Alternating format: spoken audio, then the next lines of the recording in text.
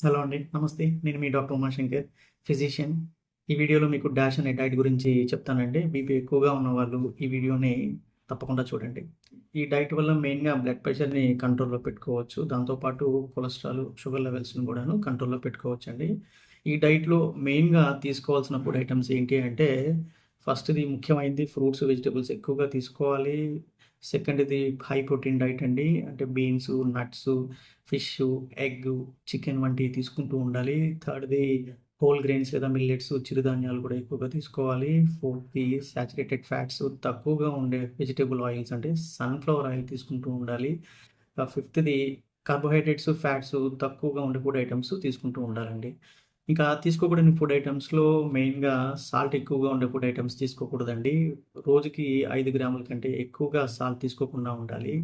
సెకండ్‌ది ప్యాకేజ్డ్ గాని, ప్రిజర్వ్డ్ గాని అంటే నిల్వ ఉంచిన ఫుడ్ ఐటెమ్స్ ఎక్కువగా తీసుకోకూడదండి. థర్డ్‌ది ఫ్యాట్ ఎక్కువగా ఉండే పాల ఉత్పత్తులు తీసుకోకుండా ఉండాలి. ఫోర్త్‌ది సాచురేటెడ్ ఫ్యాట్స్ ఎక్కువగా ఉండే ఆయిల్స్ తీసుకోకుండా ఉండాలి. ఫిఫ్త్‌ది ఆల్కహాల్ కూడా తీసుకోకుండా ఉండాలండి.